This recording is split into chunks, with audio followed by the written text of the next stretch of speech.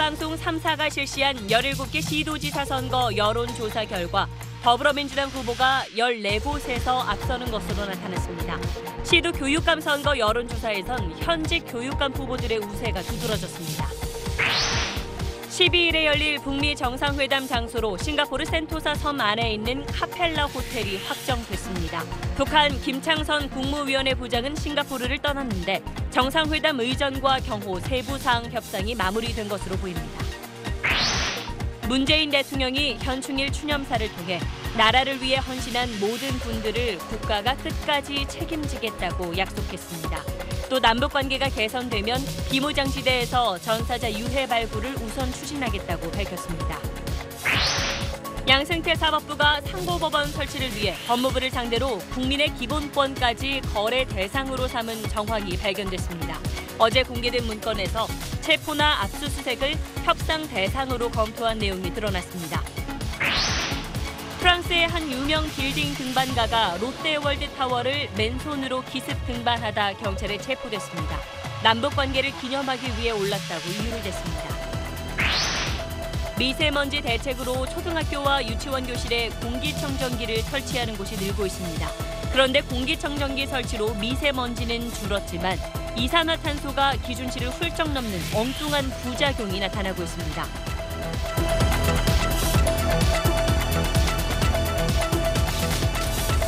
월드컵 어디서 볼 텐가?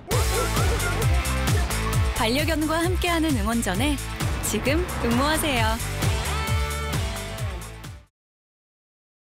여러분 안녕하십니까? 지방선거가 이제 일주일 앞으로 다가온 가운데 SBS를 비롯한 지상파 방송 3사가 전국 시도지사 선거 여론조사를 실시했습니다.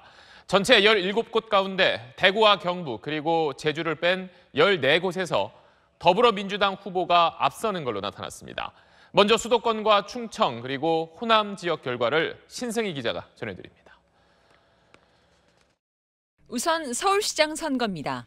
더불어민주당 박원순 49.3, 자유한국당 김문수 13.6, 바른미래당 안철수 10.7%입니다. 김문수, 안철수 두 후보는 오차 범위 내에서 접전인데 두 사람 지지율을 합쳐도 박 후보가 크게 앞섭니다. 다음 경기지사, 민주당 이재명 48.6, 한국당 남경필 후보 19.4%입니다. 두 사람 격차는 29.2%포인트인데 적극 투표층만 보면 차이가 좀 더 커집니다. 인천은 민주당 박남춘 40.6, 한국당 유정복 19.2% 순입니다. 충청권에서도 여당 후보들이 우세합니다. 대전시장은 민주당 허태정 43, 한국당 박성효 19.3, 바른미래당 남충희 4.2%입니다. 세종은 민주당 이춘희 51.5, 한국당 송하영 9.7%로 나타났습니다. 충북도지사는 민주당 이시종 47.8, 한국당 박경국 14.3%를 기록했고 충남은 민주당 양승조 40.4%로 한국당 이인재 19.6%를 20%포인트 이상 앞섰습니다. 호남도 민주당 독주 양상입니다. 광주시장 선거에서 민주당 이용섭 후보 60.7%, 다른 후보들은 모두 3% 이하입니다. 전북도지사는 민주당 송하진 54.5, 민주평화당 임정엽 10.2% 순이었고 전남지사 역시 민주당 김영록 53.7%로 나머지 후보들을 큰 차이로 앞선 걸로 조사됐습니다. SBS 신승입니다. 자유한국당의 전통적 지지 기반인 대구와 경북에서도 민주당과 한국당 후보가 접전을 벌이는 걸로 나타났습니다. 영남과 강원, 제주 지역 여론조사 결과는 민경호 기자가 정리했습니다. 먼저 대구시장 선거입니다. 한국당 권영진 후보 28.3, 민주당 임대윤 26.4, 오차 범위 내 접전입니다. 경북지사는 한국당 이철우 후보가 29.4, 민주당 오중기 21.8, 7.6%포인트 격차로 오차 범위를 가까스로 벗어났습니다. 이 두 지역은 투표할 후보가 없다거나 모르겠다는 응답이 40%가 넘어 전통적 지지 기반이던 보수층의 한국당 거부감이 표출된 걸로 보입니다. 정당 지지율을 봐도 대구는 민주당 26.0, 한국당 24.6%였고 경북도 한국 30.2, 민주 27.0%로 나타났습니다. 경남지사는 민주당 김경수 후보 43.3, 한국당 김태호 27.2%였습니다.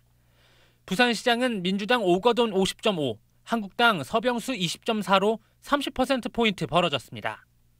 울산시장, 민주당 송철호 44.4, 한국당 김기현 24.9%입니다. 강원지사는 민주당 최문순 후보가 45.9, 한국당 정창수 16.6%를 기록했고, 제주지사는 무소속 원희룡 39.3, 민주당 문대림 후보 28.8%였습니다. SBS 민경호입니다.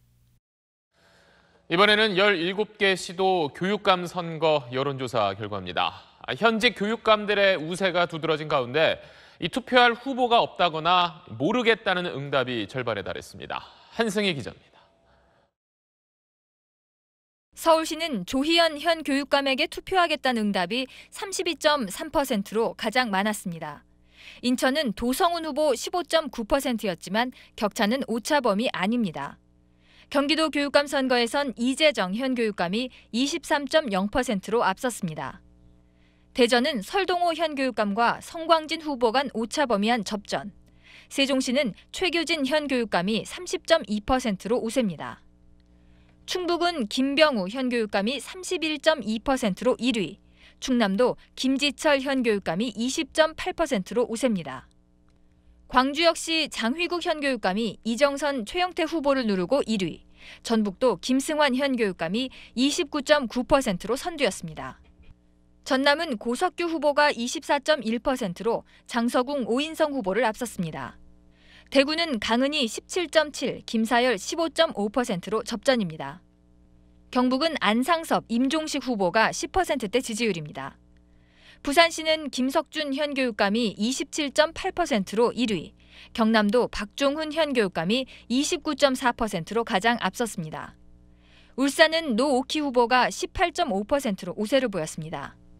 강원도는 민병희 현 교육감이 31.2%, 제주도 이성문 현 교육감이 35.4%로 각각 앞섰습니다. 17곳 가운데 현 교육감이 출마한 곳은 12곳인데 대전을 제외하고는 모두 현 교육감이 우세였습니다. 하지만 투표할 후보가 없다거나 모르겠다는 응답이 전북을 제외하고는 41.5%에서 많게는 64.5%에 달했습니다. 이번 조사는 SBS 등 지상파 방송 3사의 의뢰로 지난 2일부터 5일까지 각 시도에 거주하는 만 19세 이상 남녀를 대상으로 유무선 전화 면접으로 이뤄졌고 표본 오차는 95% 신뢰 수준의 플러스 마이너스 3.1에서 3.5%포인트입니다. SBS 한승입니다. 이렇게 여론조사에서 여당이 압승할 거라는 전망이 나오자 여당은 여당대로 또 야권은 야권대로 투표율이 걱정입니다. 어차피 이길 선거니까 또는 해봤자 질 선거인데 이런 생각에 지지층들이 투표장에 오지 않을 수 있다는 걱정입니다. 그래서 여야 모두 사전 투표를 적극 독려하고 나섰습니다. 이 소식은 최고운 기자입니다. 민주당 추미애 대표의 지원 이유세, 사전 투표 독려가 빠지지 않습니다. 6월 8일은 문재인 대통령께서 6월 9일은 더불어민주당 대표 추미애가 사전 투표를 하면서 투표율 20% 끌어올리겠습니다. 어차피 이길 선거라는 생각에 지지층이 투표장에 가지 않는 걸 막고 정권의 우호적인 젊은 층의 표를 최대한 이끌어낸다는 전략입니다. 한국당은 민주당과 정반대입니다. 지지층이 어차피 질 선거라는 판단으로 투표를 포기할까 봐 사전투표를 독려하고 있습니다. 이른바 샤이 보수를 끌어내려 애쓰고 있습니다. 6월 13일까지 가지 마시고 사전투표로 가서 전부 2번으로 출투표를 해주셔야지 대한민국이 다시 일어서고. 사전투표율이 일정 수준을 넘으면 민주당 여성 의원 5명은 머리를 파랗게 염색하고 한국당 홍준표 대표는 아기상어 선거곡에 맞춰 춤을 추겠다는 약속까지 내놨습니다. 바른미래당과 정의당 등 소수당들도 거대 양당 사이에서 열성 지지자들의 표를 미리 확보하기 위해 사전투표를 호소하고 있습니다. 당마다 다른 셈법으로 독려하고 있는 사전투표가 어떤 결과를 낳을지 이번 선거의 관전 포인트입니다. SBS 최고은입니다. 이어서 지방선거만큼 중요한 북미 회담 소식 알아보겠습니다. 다음 주 화요일 세계의 담판이 열릴 장소가 싱가포르 센토사 섬에 있는 카펠라 호텔로 결정됐습니다. 트럼프 대통령은 북한과 협상에서 앞으로 며칠이 중요하다면서 의제 협상에 집중하겠다는 뜻을 나타냈습니다. 먼저 워싱턴 손성민 특파원입니다. 샌더스 백악관 대변인은 싱가포르 북미 정상회담 장소가 카펠라 호텔이 될 것이라고 밝혔습니다. 카펠라 호텔은 센토사 섬에 있는 최고급 휴양시설로 어제 지정된 특별구역에 포함되어 있습니다. 섬 자체가 본토와 700m의 다리로 연결되어 있어서 경호와 보안에서 최적의 장소입니다.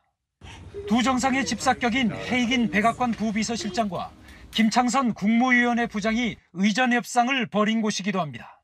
CNN 방송은 경호와 보안 문제가 의전 협상 내내 북한 측의 주요 관심사였다고 전했습니다. 트럼프 대통령은 실무 협상이 잘 진행되고 있지만 앞으로 며칠이 매우 중요하다고 강조했습니다.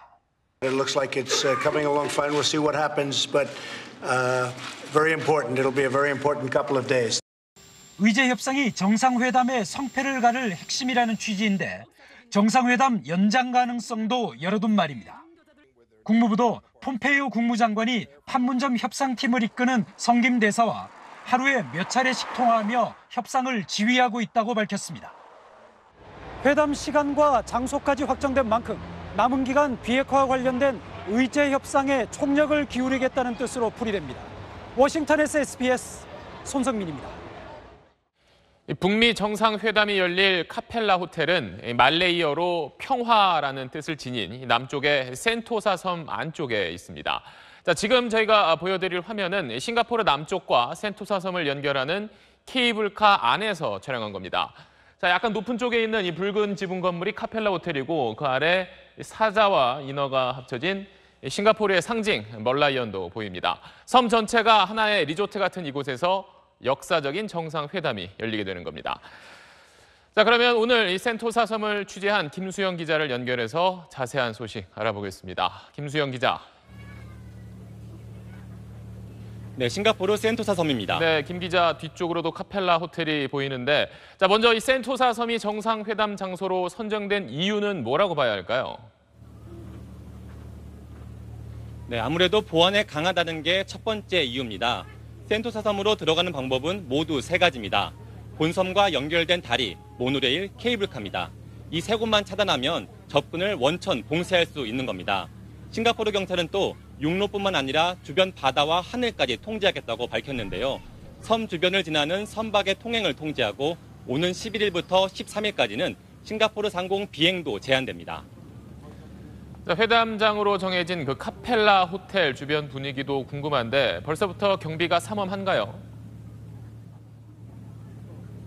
네, 그 카펠라 호텔이 북미 정상회담 장소로 지정됐다는 소식을 듣고 오늘 직접 한번 가봤습니다. 호텔 입구부터 예전보다 더 많은 직원들이 내려와서 출입을 통제하는 모습이었는데요.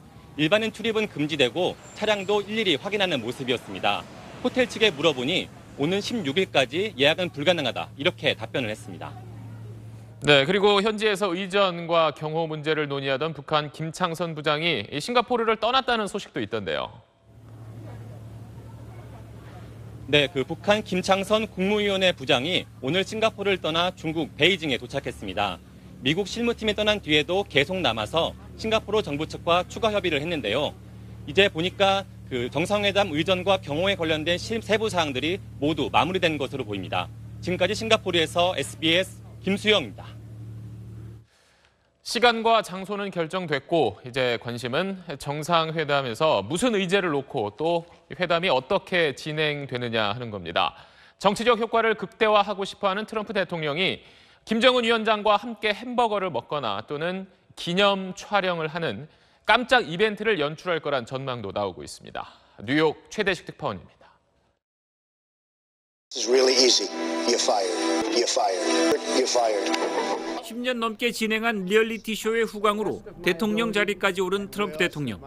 억류자 석방마저 생방송 이벤트로 만드는 등 방송 활용에는 전문가입니다. I think you probably broke the all-time in history television rating for 3 o'clock in the morning. 빨라야 10시쯤 시작하는 국제행사 관례와는 달리 아침 9시 정상회담을 시작하는 것도 트럼프 대통령의 의도일 가능성이 높습니다. 미 동부 기준으로는 밤 9시, 서부 기준으로는 저녁 6시, 황금 시간대 최고 시청률을 노렸다는 겁니다. 사상 첫 북미 정상의 만남을 보다 많은 사람들에게 노출해 정치적 효과를 극대화하겠다는 의도입니다. 식사를 함께 한다면 트럼프가 애용하는 트위터를 통해 실시간으로 공개할 가능성도 점쳐집니다. We should be eating a hamburger on a conference table, and we should make better deals with China and others. 카펠라 호텔 바로 옆 해안가에서 담소를 나누거나 마리나 베이 샌즈 등 상징적 장소를 배경으로 기념 촬영 이벤트를 벌일 수 있다는 외신 보도도 나오고 있습니다. 트럼프 대통령이 판문점 남북 정상회담보다 더 큰 관심을 끌고 싶어하는 만큼 각본에 없는 깜짝 이벤트가 펼쳐질 가능성은 어느 때보다 높다는 관측입니다.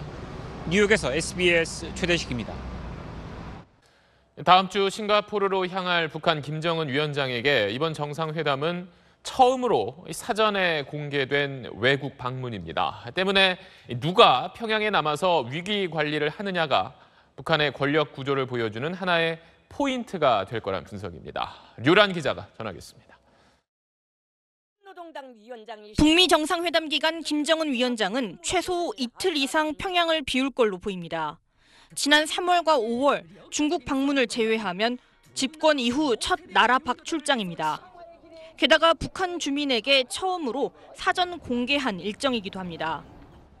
김 위원장은 싱가포르에 폼페이오 장관의 상대인 김영철 부위원장과 외교통인 리수용 부위원장, 리용호 외무상을 대동할 것으로 보입니다.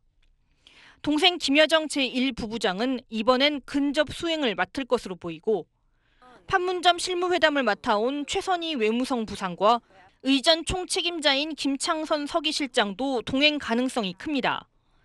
부인 리설주는 평양에 머무르겠지만 권력 공백을 메울 존재는 아닙니다.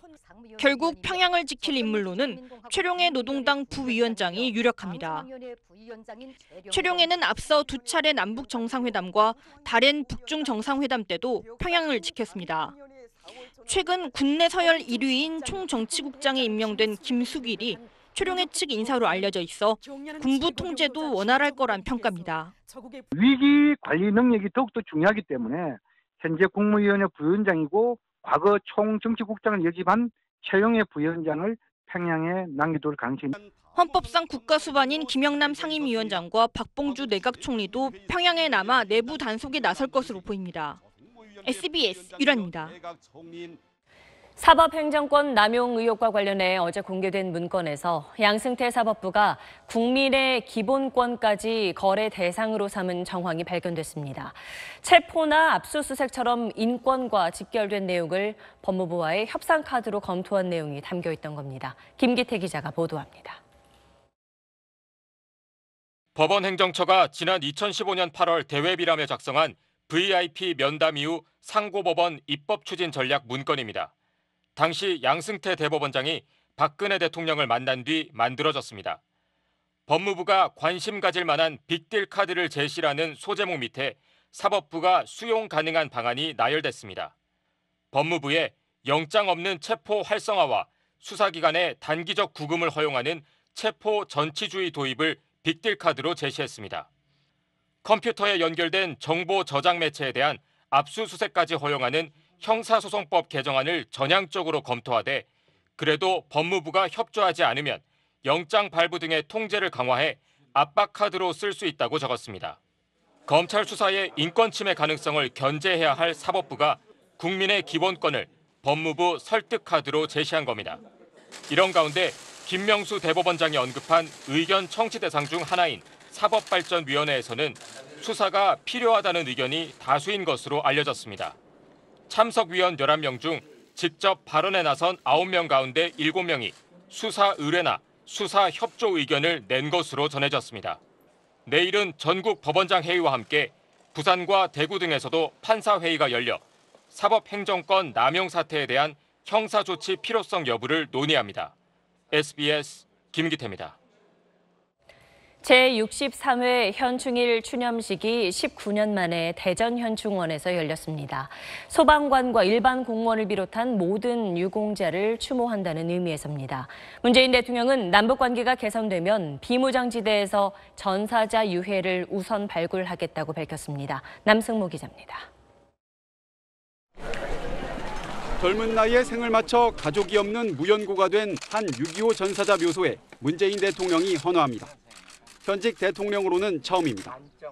모든 유공자를 추모한다는 의미로 오늘 추념식은 소방과 일반 공무원, 의 사상자가 모셔진 대전 현충원에서 열렸습니다.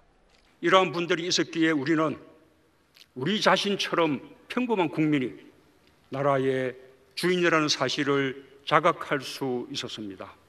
대전 현충원에서 추념식이 열린 건 지난 1999년 이후 19년 만입니다. 문 대통령은 한국전쟁 전사자 유해 발굴을 계속해 나아갈 것이라며 남북관계가 개선되면 비무장지대에서 우선 추진하겠다고 밝혔습니다. 비무장지대의 유해 발굴을 우선적으로 추진하겠습니다. 미군 등 해외 참전 용사들의 유해도 함께 발굴할 수 있을 것입니다.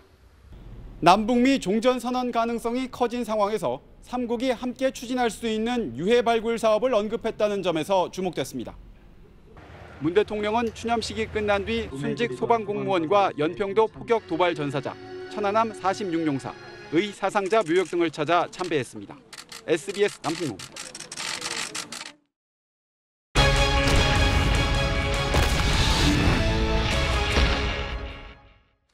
네, 현충일인 오늘도 군의 의료 실태를 돌아보고 개선점을 찾아보는 연속 보도 이어가겠습니다. 국방부는 군 병원의 불법 의료 행위를 취재하는 SBS 탐사 보도팀에게 의료 관련 자격증이 있는 전문 의무병들을 모집하고 있기 때문에 불법 의료 행위가 근절됐다고 설명한 바가 있습니다. 이게 과연 맞는 말인 건지 박하정 기자가 취재했습니다. 지난해 5월부터 시행되고 있는 전문 의무병제는 의료 관련 6개 분야에 면허 있는 사람들을 뽑아 해당 분야의 일을 맡기는 제도입니다. 전문 의무병들은 4단급 이상 의무부대에 배치되어 간호, 약제, 물리치료 등 의료 보조 행위를 수행하게 됩니다. 하지만 탐사보도팀이 만난 현역 의무병들은 실상은 아주 다르다고 말합니다. 자신의 전문 분야가 아닌 생소한 의료 행위까지 하고 있다는 겁니다. 주사도 넣고 약도 찍다가 촬영에 필요한 가서도 찍고 가서 행정업무 받다가 또 소독도 해주고 우리 부대에서 저만 해야 하는 일인데 전부 다 같이 나눠서 하고 있고 앞에 알것처럼. 자격 갖춘 인력의 지원이 부족해서인지 군은 면허를 아직 따지 못한 의료 관련 전공 대학생까지 전문 의무병으로 뽑고 있습니다. 전문 간호병 타이틀을 달고 오니까 의무대에서는 당연히 라인을 잡아라, 주사를 놓아라. 대학교 1학년 다니는 건 알지만 다 교양 배우는데 주사를 어떻게 놓으며 라인을 어떻게 잡으며 팔을 대줘서 이제 거기서 연습을 하는 거예요. 그러다 멍든 경우도 많고 염증 생겨 두드러기 생긴 경우도 많고. 의료 관련 전공이 아닌 무자격 의무병들과 다를 바 없단 겁니다. 전문 의무병들은 면허가 있는 경우 5주간의 의무학교 교육조차 거치지 않기 때문에 무자격 의무병인 선임병에게 의료 행위를 배우는 실정이라는 증언까지 있습니다. 선임이 하는 걸 보고 이거 잘 봐라, 이렇게 하는 거다 간단한 설명을 해줘. 자기들이 의무학교에서 배워온 거를 어느 생각부터 제가 하고 있었어요. 2016년 기준 군 의료시설 내 의사 대 간호사의 비율은 2.4대 1. 군의관이 훨씬 더 많아서 통상 1대 2 정도라는 민간병원과 반대입니다. 의료 지원 인력을 훨씬 더 늘려야 하는데 현재의 방식으론 전문 의무병 제도가 그 해결책이 되지 못한다고 의무병들은 말했습니다. SBS 박하정입니다. 이렇게 군의 불법 의료 행위가 사라지지 않는 이유 가운데 하나는 명백히 불법인데도 제대로 책임을 묻지 않기 때문입니다. 불법 의료 행위를 하라고 지시한 군 지휘관이 처벌받은 사례는 지금까지 단 한 건도 없습니다. 계속해서 이병희 기자입니다. 지난해 공군의 한 항공의무대대 소속 군의관 9명 가운데 6명이 군 헌병대에 무더기로 입건됐습니다. 자격 없는 의무병에게 주사를 놓게 한 혐의였습니다. 군 병원마다 비일비재한 일이었지만 불법 행위라는 신고가 접수되고 보니 헌병대가 입건 처리한 겁니다. 적발된 불법 의료 행위가 30여 건이나 됐는데 군 검찰은 군의관들을 기소하지 않았고 일부 군의관들이 면허 정지 처분을 받는 데 그쳤습니다. 특히 부대 지휘관은 수사 대상조차 되지 않았는데 3년 근무하고 전역하는 단기 군의관들의 경우 지휘관의 지시가 없는데 나서서 불법 의료 행위를 시키지 않는다는 증언에 주목할 필요가 있습니다. 의무사령부 예하에 내려온 지시는 의무병 사용 문제없다. 군의관이 성실하게만 하면 문제가 될 게 없다. 의무사령부가 군 병원에 지시를 내리고 다시 군의관에게 지시가 내려가 불법 진료가 이루어지는 구조를 탐사보도팀이 확인했는데 문제는 적발되면 말단의 단기 군의관만 처벌된다는 겁니다. 대다수의 순진한 군의관들은 그냥 하면 되는구나. 군대에서 우리를 보호해 주는구나 라고 생각했어요. 병원장한테 책임을 질 수가 없잖아요. 질 수 없죠. 질 수도 없고 지지도 않죠. 국방부 확인 결과 무자격자의 불법 의료 행위와 관련해 처벌을 받은 군 지휘관은 지금까지 단 한 명도 없었습니다.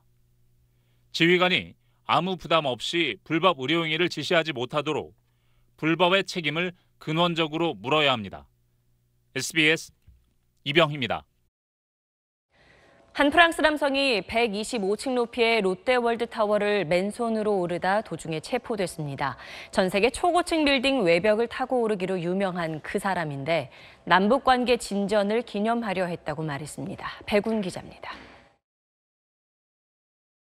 125층, 555m 높이의 롯데월드타워 외벽에 한 남성이 아슬아슬하게 매달려 있습니다. 안전장비도 없는 맨손인데 드론을 향해 포즈를 취하더니 외벽 기둥을 잡고 한 발 한 발 올라갑니다. 프랑스의 유명 빌딩 등반가인 알랭 로베르입니다. 로베르는 이른 아침 동료 프랑스인이 보안 요원과 실랑이 하는 사이 기습 등반을 시작했습니다. 2시간 만에 지상 350m인 75층에 도달했습니다. 이 부분은 이제 작년에 저희 김자인 선수가 맨몸 등반을 했을 때 등반을 했던 장치입니다. 그래서 이 장치를 이용해서 이제 올라가게 된 거죠. 롯데 보안 담당 직원이 외벽 관리용 리프트를 타고 내려가 20분 넘게 설득한 끝에 로베르는 등반을 중단했습니다. 로베르는 리프트를 타고 125층 옥상에 도착하자마자 업무방해 혐의로 경찰에 붙잡혔습니다. 기습 등반한 이후엔 진전된 남북 관계를 기념하기 위해서라고 답했습니다. I was telling to my friend earlier that I can really appreciate everybody is really gentle. But I am under arrest, so show must go on. 로베르의 기습 등반을 도운 프랑스인도 경찰 조사를 받았습니다. 로베르는 20년 넘게 세계 각국의 최고층 빌딩을 맨손으로 올라 유명세를 얻고 있습니다. 2011년엔 당시 세계에서 가장 높은 빌딩인 830m의 두바이 부르즈 칼리파를 6시간 만에 정복하기도 했습니다. SBS 백운입니다. 주택가 5층 건물 가정집에서 굉음과 함께 폭발이 일어나 50대 남성이 크게 다쳤습니다. 집에서 화약류가 다량 발견됐는데 경찰은 일단 테러 정황은 없다고 보고 있습니다. 김민정 기자가 보도합니다. 유리창엔 깨진 조각만 붙어 있습니다. 경찰 특공대의 육군 폭발물 처리반까지 긴급 출동했습니다. 어젯밤 10시 30분쯤 서울 응암동 주택가 5층 건물에서 폭발이 일어났습니다. 빵 하는 소리 나면서 유리창이 깨진 소리 나더라고요. 불은 안 난 것 같은데 무슨 하얀 연기가 계속 올라오더라고요. 폭발이 일어난 5층에 살던 53살 양모 씨가 왼손을 크게 다치고 허벅지와 배에 화상을 입어 병원 치료를 받고 있습니다. 양 씨는 아세톤을 사용하는 중 담배를 피우는데 폭발이 일어났다고 소방당국에 진술했습니다. 보시다시피 폭발이 일어난 곳은 다세대 주택이 밀집해 있는 건물 5층입니다. 가족이 함께 살던 일반 가정집에 화학약품이 다수 보관돼 있었습니다.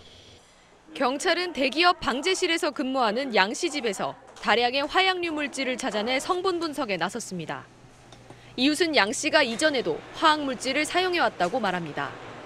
그 주차장에 차를 세워놓으셨었는데 그 본네트 쪽이 어떤 액체에 의해서 탈색이 됐대요. 그래서 이렇게 보니까 그쪽에서 떨어지는 것 같아서. 경찰은 양 씨를 화약류 관리 위반 혐의로 입건하고 병원 치료 뒤 조사할 방침입니다. 테러 용의점은 없다고 보고 있는데 우선 양 씨의 딸과 아내를 불러 조사 중입니다. SBS 김민정입니다. 신입사원 채용 과정에서 최종 면접을 앞둔 지원자들에게 황당하고 화나는 소식을 통보한 기업이 있습니다. 뽑히면 계약직이 된다는 사실을 마지막 면접 일주일 전에야 알린 겁니다. 정연 기자가 보도합니다.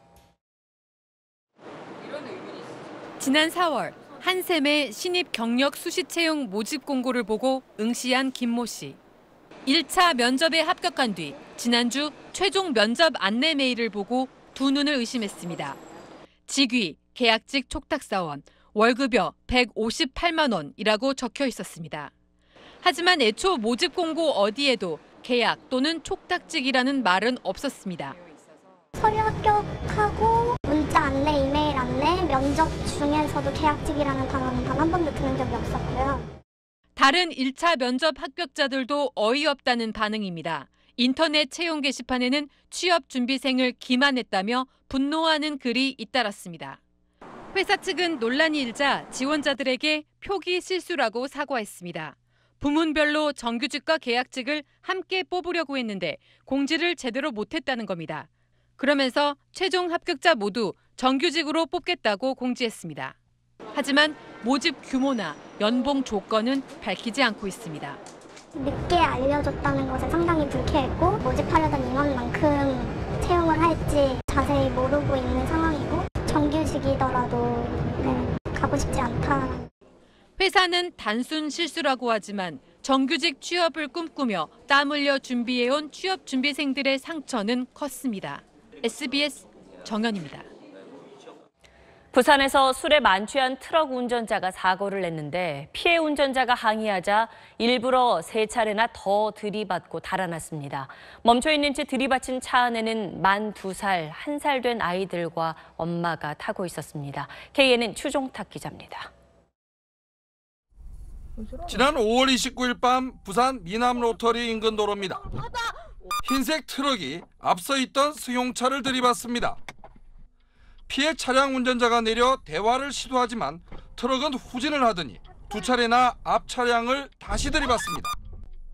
놀란 피해 차량 운전자가 막으려고 시도해보지만 트럭 운전자는 막무가내입니다.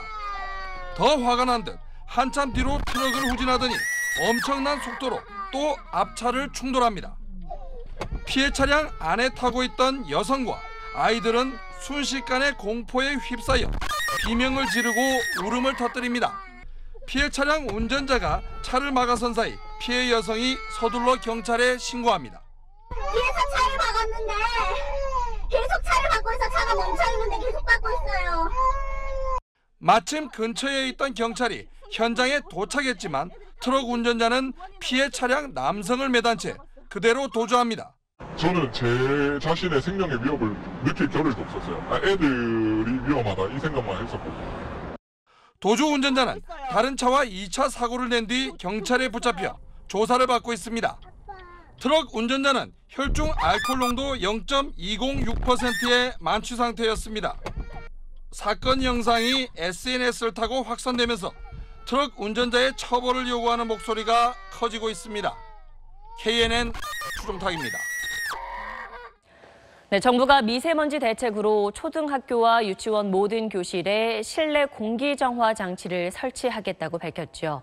이에 따라 공기청정기를 들여놓는 학교들이 늘고 있는데 미세먼지는 분명히 줄어들지만 엉뚱한 부작용이 나타나고 있습니다. 먼저 유덕기 기자가 보도합니다. 1학년 학생 24명이 수업받는 초등학교 교실입니다. 미세먼지를 걸러주는 공기청정기를 켜고 수업합니다. 효과가 있는지 측정해봤더니 수업 시간 40분 동안 공기청정기 덕분에 미세먼지는 40% 정도 줄었습니다. 그런데 엉뚱한 부작용이 나타납니다. 수업 시작 직후 570ppm 정도이던 이산화탄소 농도가 치솟기 시작합니다. 불과 40여 분 만에 학교보건법상 이산화탄소 기준치의 2배 가까이 증가합니다. 미세먼지가 들어오지 않도록 출입문과 창문을 닫은 채 공기청정기를 가동하다 보니 아이들이 호흡하면서 뱉어낸 이산화탄소가 교실에 가득 찬 겁니다. 이산화탄소의 농도가 올라가게 되면 두통, 어지럼증, 그리고 쉽게 피곤하고 졸리는 등의 증상이 생길 수가 있습니다. 교육부에 제출된 공기정화장치 효용성 연구에서도 이런 문제가 드러났는데 기준치의 2배인 2000ppm을 넘어서기도 했습니다. 이산화탄소가 굉장히 중요하다고 생각할 경우는 이산화탄소랑 미세먼지를 동시에 어떻게 관리할 수 있을까 하는 그런 것도 한번 우리가 고민해 봐야 돼요. 게다가 교육부가 만들어 각 시도교육청에 배포한 공기정화장치 사용 기준에 따르면 미세먼지 농도가 매우 나쁨 수준이면 환기하지 말라고 명시돼 있습니다.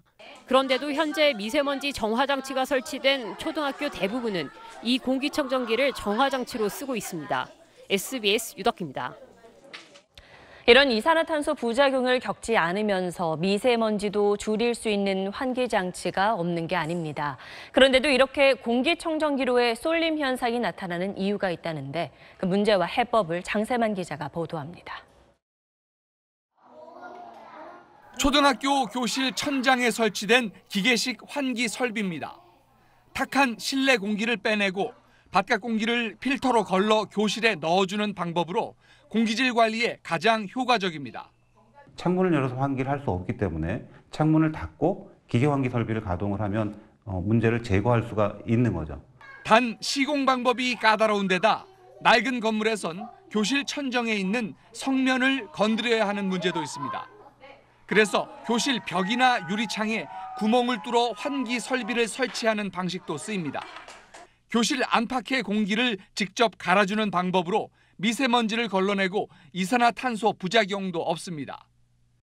이런 방법이 있는데도 전국 17개 시도교육청 가운데 경기도를 제외한 거의 모든 지역에서 주로 공기청정기를 들여놓고 있습니다.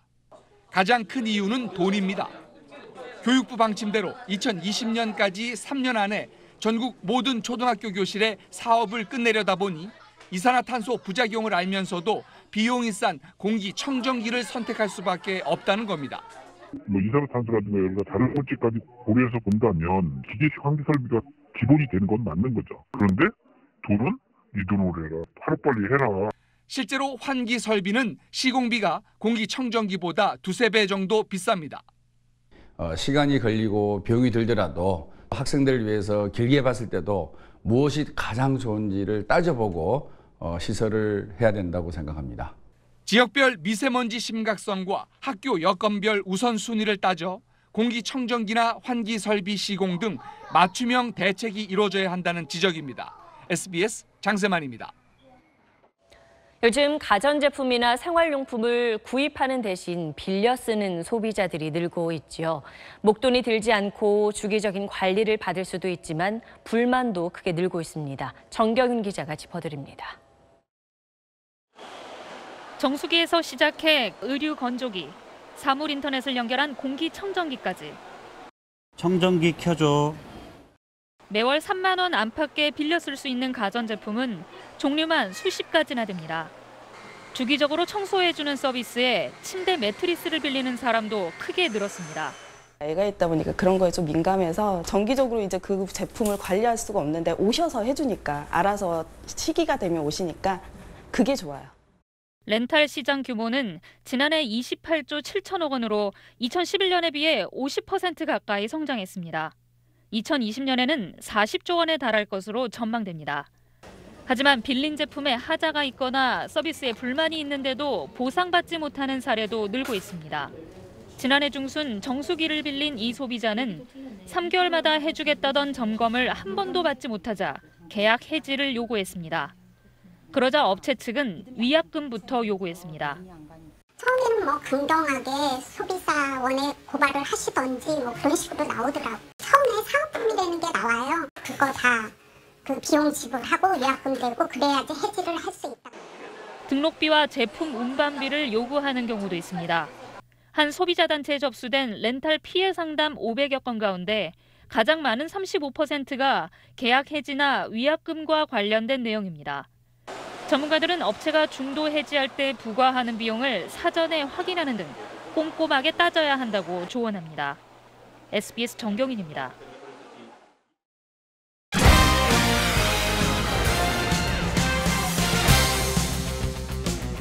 스포츠였습니다. SK 최정 선수와 로맥이 지배하던 프로야구 홈런왕 경쟁에 두산의 김재환 선수가 합류했습니다. 오늘 넥센전에서 연타석 홈런을 터뜨려 5경기 연속으로 홈런 행진을 이어갔습니다. 이성훈 기자입니다. 6월 들어 불방망이를 휘두르고 있는 김재환은 1회 첫 타석부터 괴력을 과시했습니다. 넥센 선발 최원태, 가운데 몰린 체인지업을 받아쳐 오른쪽 담장을 까마득하게 넘어가는 초대형 투런 아치를 그렸습니다. 3회에는 더 놀라운 홈런을 만들어냈습니다. 스트라이크 존을 벗어난 낮은 변화구를 골프 치듯 퍼올려 비거리 125m의 중월 솔로 홈런을 추가했습니다.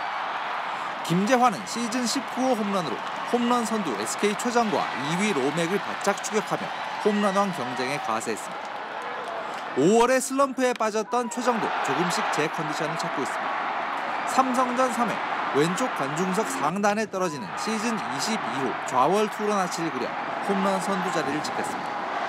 김동엽의 2방을 포함해 홈런 5개를 터뜨린 SK가 2연승으로 2위 자리를 지켰습니다. 기아 헥터는 KT를 상대로 8이닝 2실점 호투를 펼쳐 최근 5연승을 달리며 KT전 9전 전승에 절대 우위를 지켰습니다. 헥터는 8회 타석에도 등장해 시원한 헛스윙으로 큰 우승을 선사했습니다. 한화는 선발 샘슨의 7이닝 무실점 호투를 앞세워 LG의 8연승 도전을 저지했습니다. SBS 이상훈입니다.